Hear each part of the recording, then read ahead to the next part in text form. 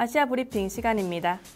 어제 있었던 미국 대선에 이어 또 하나의 글로벌 정치 이벤트가 펼쳐집니다. 중국의 18차 당대회와 함께 제5세대 지도부가 전면에 나서게 되는 것인데요. 이 내용 신화통신 통해서 확인해 보겠습니다.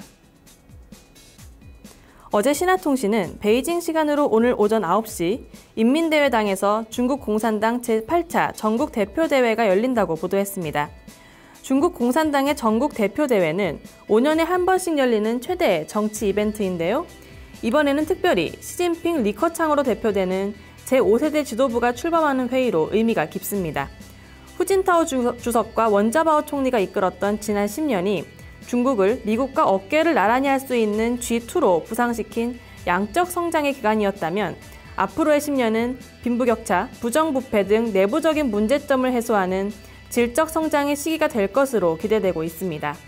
이번 당대회에서는 공산당 헌장 개정을 비롯해 부정부패 척결, 중미 관계 및 양안 관계 개선 등 광범위한 내용의 논의가 있을 것으로 전망됩니다. 18차 당대회는 2,300여 명의 공산당원 대표들이 참석하며 오는 14일까지 일주일 동안 열리게 됩니다. 회의가 종료된 다음 날인 15일부터는 18기 1차 중앙위원회 전체 회의를 개최해 차기 지도부를 구성하게 됩니다.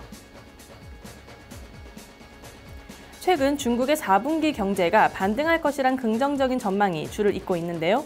이 가운데 노무라 증권은 중국 경제의 경착륙 가능성을 배제할 수 없다는 의견을 제시했습니다.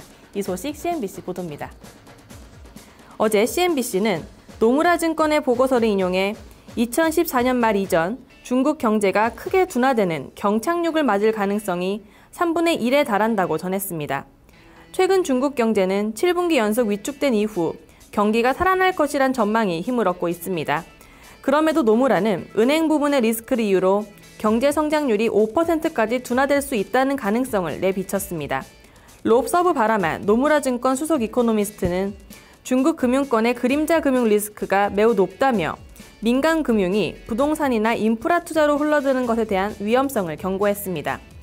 그림자 금융의 위험성은 앞서 IMF도 경고한 바 있는데요. 중국 금융권의 부실 대출 비율이 공식 통계치보다 높을 것이라는 게 이들의 공통된 의견입니다. 이 밖에 부동산 투자와 대출, 은행의 지급 준비율, 인플레이션 등도 경제에 영향을 미칠 수 있는 요인으로 지적되며 중국 경제가 투자보다는 내수에 의해 발전해야 한다고 조언했습니다. 지금까지 아시아 브리핑이었습니다.